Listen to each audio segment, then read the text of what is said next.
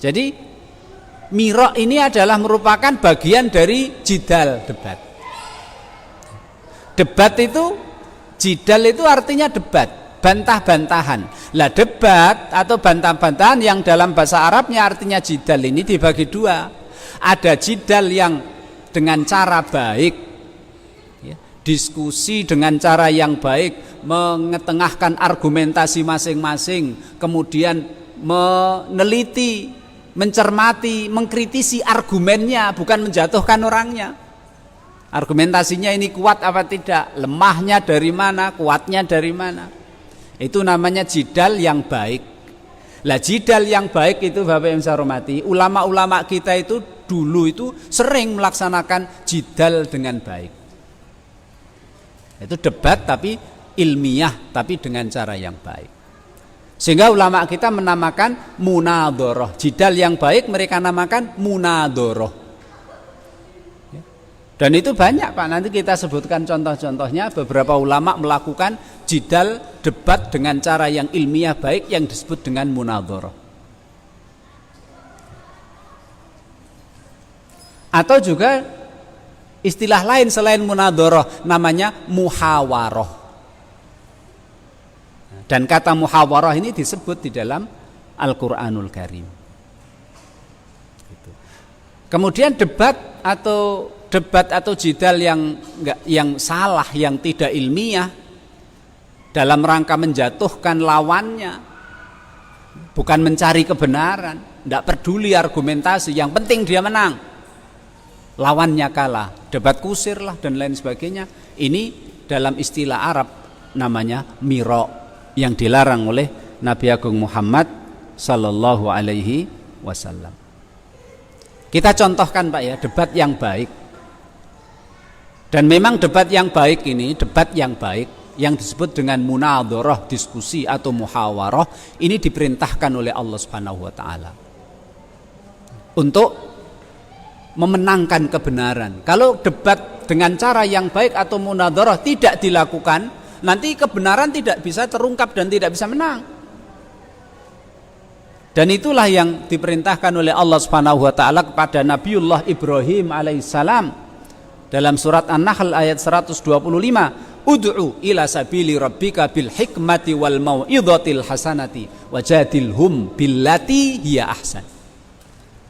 Serulah manusia yang tidak Islam itu supaya mereka masuk agama Islam bil hikmah, dengan bijaksana, wal mau'izah hasanah, dengan nasihat yang baik, wajadilhum, ajak mereka berdebat, tapi billati hiya ahsan, dengan cara yang argumentatif, dengan cara yang ilmiah, dengan cara yang baik. Kemudian juga Allah Subhanahu wa taala ya, memerintahkan umat ini agar umat ini mengajak debat kepada ahlul kitab Pak, Yahudi dan Nasrani, tapi debat dengan cara yang ilmiah, dengan cara yang baik. Sehingga surat Al-Ankabut ayat 46 Allah Subhanahu wa taala berfirman, wala tujadilu ahlal kitabi illa billati hiya ahsan illal ladzina zalamu minhum. Jangan kamu ajak debat orang ahlul kitab Yahudi dan Nasrani, jangan ajak debat mereka illa billati hiya ahsan, kecuali dengan cara yang baik. Dan ini kan maaf Pak ya, alhamdulillah saudara-saudara kita di Aritmatea, terus di grup-grup yang lain itu alhamdulillah mereka sudah buat komunitas, yang komunitas ini geraknya adalah untuk membendung kristenisasi ya, siap dengan argumentasi yang nanti memang kalau diperlukan dihadapkan dengan orang istilahnya pendeta, pastor, dan juga argumentasi disiapkan kepada orang-orang yang memang Yahudi dan Nasrani. Alhamdulillah sebagian saudara kita sudah melaksanakan satu amal soleh dari sisi ini, yaitu jidal dengan cara yang baik. Kemudian Bapak yang saya hormati, contoh jidal dengan cara yang baik dalam Al-Quran yang disebut dengan munadharah atau muhawarah. Allah Subhanahu wa taala memberikan contoh dalam surat Al-Kahfi Pak, yang sering kita baca itu, yaitu Allah Subhanahu wa taala berfirman, wa kana lahu samarun faqala li sahibihi wa huwa yuhawiruhu ana aktsaru minka malan wa a'azzu nafara.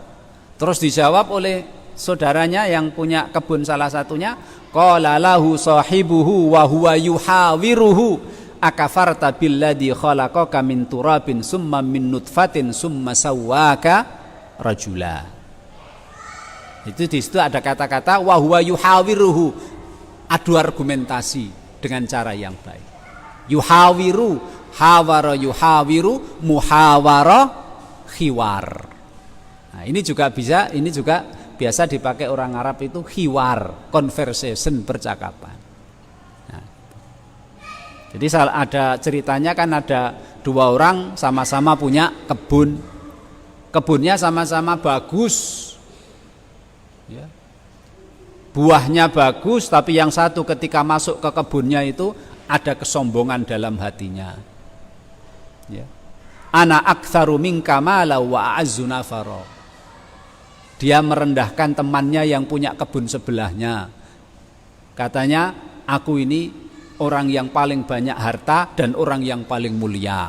Karena Allah memberikan saya kenikmatan, ya, hasil panen yang begitu melimpah. Dia mengatakan seperti itu penuh dengan kesombongan.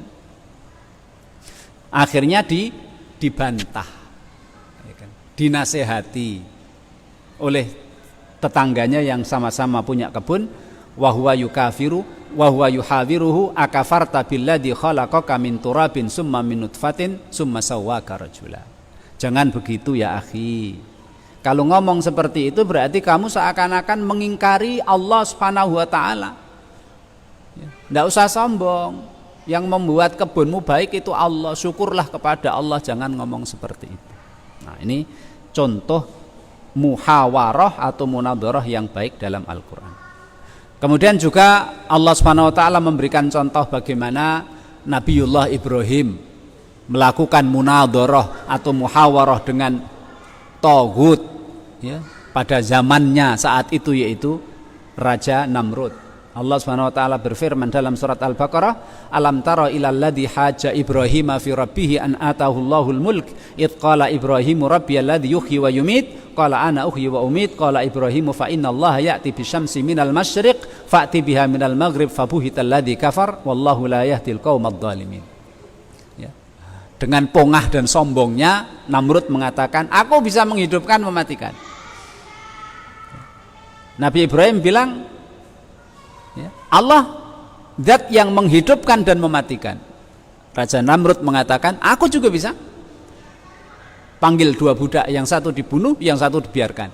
Ini aku bisa bunuh, matikan, ini aku bisa menghidupkan. Kemudian Nabi Ibrahim mengatakan, fa innallaha ya'ti bisyamsi minal masyriqi fa'ti biha minal maghrib. Oh, kalau begitu Tuhanku adalah yang membuat matahari terbit dari timur dan terbenam dari barat. Buatlah coba.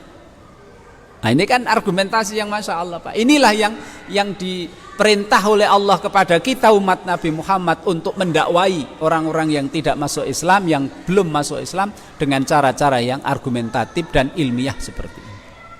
Sehingga Raja Namrud tidak bisa menjawab. Fabuhital ladzi kafar, bingung dia, nggak bisa jawab.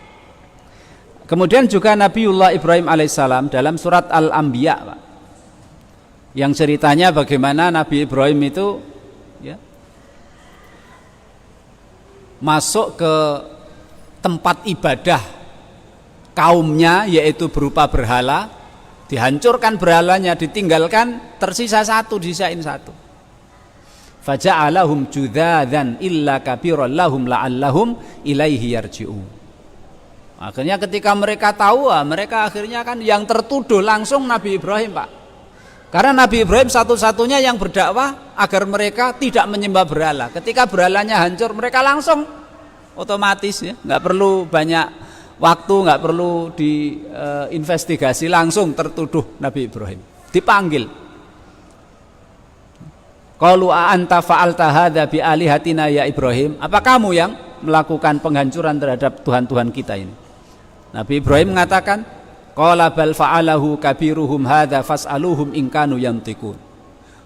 Mungkin yang besar ini loh Pak, yang menghancurkan berhala-berhala yang lain ini, mungkin ini katanya. Tanya saja itu sama yang besar itu. Karena yang lain pada hancur, dia sendiri yang enggak hancur. Coba Pak, tanya itu. Akhirnya udah ketahuan kan Pak. Gimana toh Ibrahim? Masa kita disuruh tanya sama dia kan nggak bisa ini, nggak bisa itu, nggak bisa ini. Akhirnya Nabi Ibrahim itu tahu dia nggak bisa ini, nggak bisa itu. Kenapa kalian sembah?